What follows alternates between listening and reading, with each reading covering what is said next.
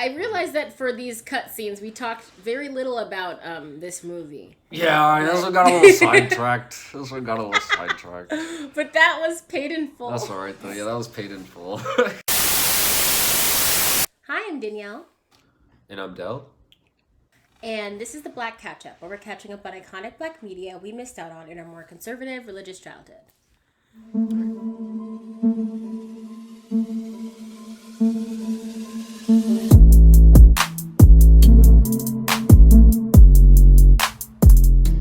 Alright, so today we watched Paid in Full. Yes, we did. As always, IMDb. A young man from Harlem, forced to cope with the 1980s drug scene, builds an illegal empire, only to have a crisis of conscience. Oh, okay. Yeah. Okay. There wasn't any more. You know, these IMDb's, most of the time, are pretty short and vague. Except for, a couple of times where they're, weirdly specific. Yeah. But alright, I guess as usual, we'll start off with things we liked about this one. Yes. I guess I can kick this one off. I liked Mitch's character. Oh, I love Mitch. Yeah, I just thought he had, almost, the most depth, I guess. Or, yeah, he seemed to have, the most going on for him, in terms of, being in the drug game, then, getting locked up and having to come back in it, but, still having, a family to support kind of thing. I don't know why I just kind of liked his character. I liked him, and I thought he and Ace were good friends. The friendship between them was really strong for me. Yeah, that was my second point as well. Just those two, either together or separately. I don't know. There's something about them I kind of just liked. Yeah. One of the first things I said I liked was I liked the raining money imagery that surrounded Ace in the drug trade. There were a couple times where you just see dollar bills floating in the air, and it was around the time, and it was whenever Ace was in charge in the community. I just like that through line and imagery. I thought it painted a good scene because he was kind of set up to be a different kind of drug dealer, almost maybe a good guy drug dealer. I don't know how to say it seemed like everyone else was kind of flashy and showing off their things, but he was supposed to be the more low key, oh, I'm just strictly about the money, not trying to show off, just trying to feed all my friends and family kind of thing. Yeah, you know, it was almost like everyone else was in it for themselves, and he was in it for everyone around him. He was just in it for helping other people too. So that was what it kind of played out to be for me. But I did like it. And they set it up really well, especially with him first meeting Lulu, I think was the guy's name. Yeah. And it being oh, you have money, you're dressed nice. And he's like, what about, and Lulu's like, what about your friends? They're dressed nice. He's like, they're flashy nice. You're dressed nice. And that kind of colors how he wants to experience this world. Yeah. Yeah, I guess I kind of mentioned it, but my next point was that I liked Ace's character as well.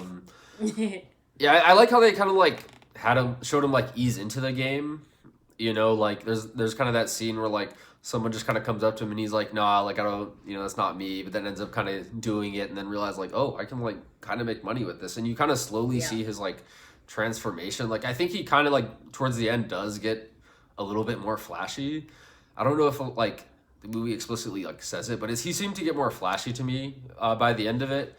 I mean, before he stepped out of the game. I mean, yeah, but, yeah. I just thought he had a nice little character arc there of slowly realizing he's kind of in too deep, and then he sees his family, on the bed pinned down kind of thing, and I don't know, he has that moment where it's I'm out the game kind of thing.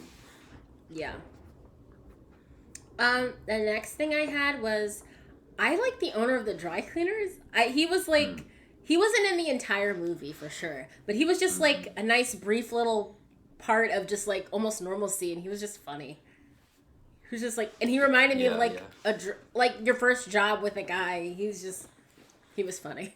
Yeah, almost like a coach, kind of yeah, almost father outside of the home kind of thing. But I did like him. I just liked him. His whole music debate. He's like, you think that's music? This is music. Yeah. And then he has his nice slow jazz on. Yeah. So funny. All right. I guess, did you have anything else, or Ready for negatives? Oh, the last scene that I liked was when that guy got mugged out of his entire outfit. That just tickled me. I was like genuinely funny. Yeah. Where he was like, "No, give me everything," and then he's like, "What?" And he just like runs out with his boxers and like socks. Yeah. That was just like that genuinely tickled me. Yeah. Okay. I guess we're on to negatives now. Yes, negatives. I guess I'll kick it off. Yeah. One of the problems I had, I don't think the like secondary characters got enough like attention, or like they weren't like developed enough or introduced well enough. Specifically like Ace and Mitch's families. Yeah. Like the scene where Ace like is like getting robbed and like gets shot, and like his like mom and sister are like on the bed. Like I didn't know who they were until like after reading the Wikipedia. I was like, oh, those are his like I like obviously like watching, I assumed they were someone he knew or like somebody he was close to, but like I didn't really know who they were, and like I didn't realize he had a family. Like I don't like. I feel like those supporting characters could have been introduced a little more. I was gonna say the scene where he like kicked out his mom's boyfriend. Yeah, because that was the other family I think I didn't have. Yeah, I was like, who is this? And I was like, did he always have a? Who is this guy? Did we establish this? Like, I don't even remember seeing him get drugs from Ace. Like he very well could have. Maybe I like blinked and missed. Or wait, it. Are you talking about Mitch's thing or Ace's family? Who had the mom with the boyfriend who they had to kick out because he did the coke that he was sold? So like I thought that was like his uncle or something. I thought that was mom's boyfriend. Oh, okay. Because with the kid, right? The same house with the kid. Yeah. Oh, that was mom's boyfriend. That's what I was guessing. No, I thought it was the kid's uncle.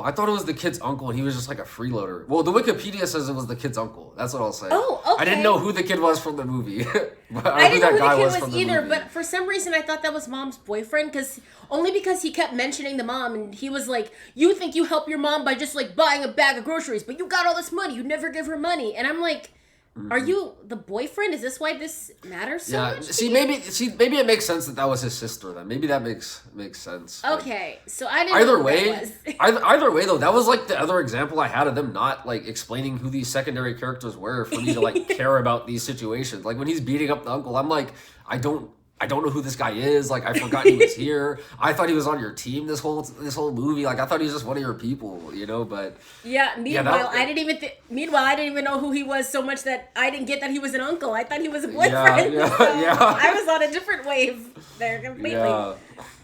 One of the things that I have was, I think they could have done a better job of showing the difference of the streets versus when Ace was in charge versus when he retires, because you kind of get a sense that it's in a bad way because they ramp up the shootings like immediately once Ace is gone.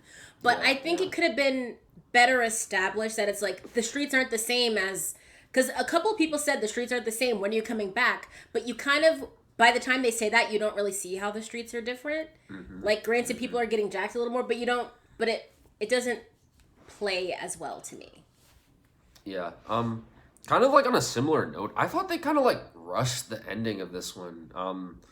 Especially like from the point of him getting shot. It seemed like they kind of rushed the whole Mitch and Sonny situation. And then another thing they did a lot that like, I had it down as its separate point, but it was kind of connected to this one as well. But I feel like they really killed the whole like character vaguely mentioned something that happened and then immediately showing the flashback of that thing. And then, resuming the story. Like, they did that so much at the end that I was, like, upset. Like, I was like, why not just, like, show us the thing that happened and then, like, show us the after? Like, it just felt so, like, weird and, like, out of order. And, like, then you had narration coming in every once in a while, too. Yeah, like, that was my really whole weird toward gripe at the end. That was my whole gripe about the end, how the narration was redundant, because what would happen was,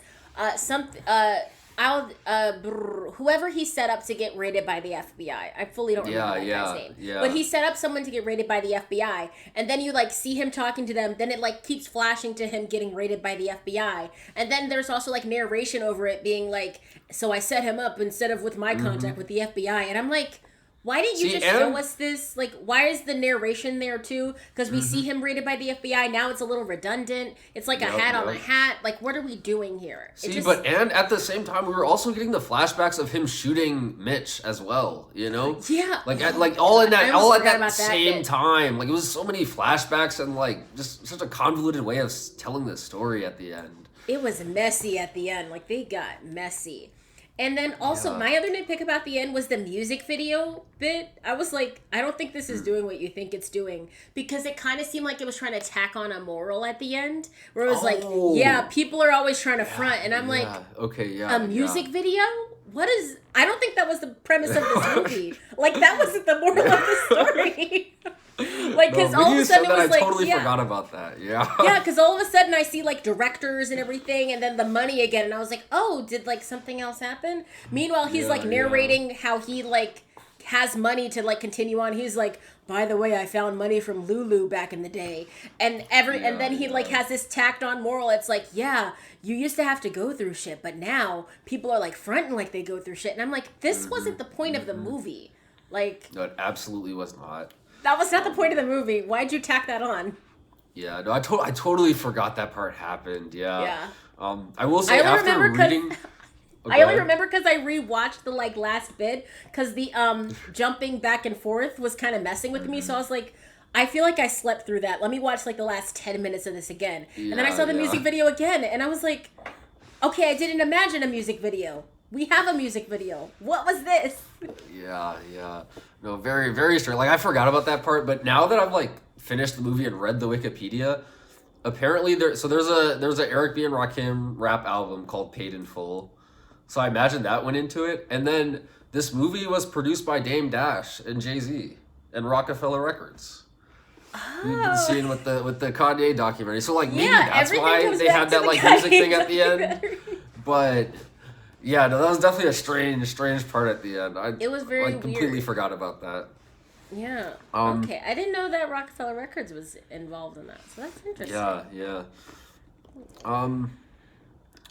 I think that was mostly it. The last thing I had, I thought that Ace was like, he kept talking about being low key and like not being flashy, but he was allowing everyone on his team, you know, and like I feel like that's number one rule, like be a little like just a little more discretion in choosing like who you allow to like be selective, work for you, you know, like you're just allowing anyone and then complaining about like things getting hot, you know, like because you've got like how that every goes. time the canary in the hood. Yeah. It was the double-edged sword of him wanting to like feed the neighborhood. He was like, I'm gonna feed the neighborhood by putting everyone in the neighborhood on my team, and it's like, no, everyone in the neighborhood shouldn't be on your team. Like some people should just really be bystanders in this. For real. Okay, I guess, are we ready for ratings? The only other thing I have is, I guess it kind of like ties into the flashbacks, but I didn't like the beginning, how did we get here thing. I didn't like that. Oh, yeah, because that made the ending so much worse, too, because we were already in, like, one giant flashback, and they just kept, like, throwing these flashbacks at us. Like, that was the first negative I wrote down, these flashbacks. Like, I absolutely hated them. Like I didn't know if we were counting that one with the whole ending flashback thing, but it needs to be said separately. I didn't like the how we got here thing, because it was like a Russian nesting doll of, like, flashbacks. Yeah, no, it really was. It really was. There were so many. Yeah. But, okay. I guess, are we ready for ratings now? Yeah, we're ready for ratings now. Okay, cool. I guess I'll go first. I gave this one a 2.5. There honestly weren't many, like, concrete things I liked about this one, but it did, like, have a certain enjoyable quality to it. Like, I feel like most of it just had to do with, like, the chemistry between Ace and Mitch. Like, I just, like, I found myself enjoying the movie, and then after, like, once I had to write down positives, like, couldn't think of anything and thought of a lot of negatives. So, like, I don't think it was, like, a great movie, but I did, like, enjoy it for some reason. I don't know why, but, like, something about this movie was enjoyable. It wasn't a great movie. Like, again, like, I thought it had way more negatives than positives, you know, but there's, like, just some enjoyable quality about this one. So it made it to a 2.5 for me. Yeah. I get what you mean. I also gave this a 2.5. While it wasn't my favorite, I didn't think it was that bad. It was, again, the chemistry between Ace and Mitch really carried a lot of it for me. And I also think it was pretty unique in its portrayal of the main drug dealer and how he's kind of like, again, they tried to portray him as like this really, really, really good guy who's just like wants to make money and feed the entire community. It just felt like he was almost selfless in the way that drug dealers aren't often portrayed. So that was very interesting to me. And yeah, it just wasn't my favorite. It was very middle of the road for me. Okay. Yeah, so that was Paid in Full. That was Did You Wish You Saw This Sooner? You keep yeah. wanting to skip this question. I know, I keep skipping that one. Yeah, this one was like kind of a pretty easy no for me. Yeah, just no reason to have seen this one earlier, you know? Yeah, I also gave it a no. There's just no... I didn't have a reason. I didn't even know about this, but it was like a pretty okay time. If this was on TV, like, in a couple of weeks at least, I don't watch movies back-to-back like that. But if it was on a couple of weeks on TV, I wouldn't change the channel immediately or anything like that. Yeah, I think I'd leave it on as well. I mean, it's probably a good movie for the background. I probably wouldn't super watch it, but I'd leave it on while like washing dishes, you know. However, if I turned it on and it was in the middle of that whole flashback thing, I would have been like, you know what, never mind. Yeah, no, this movie's getting cut off before the ending, probably. Yeah, it's getting cut off early. But now that was Paid in Full. Yes. YouTube housekeeping: like, comment, subscribe. Ring the bell for notifications. If you have any movie suggestions for us, you can leave them in the comments down below. We do movies on Tuesdays and Fridays. All of our socials will be linked in the description box down below. And we'll see you next time to catch up. Bye.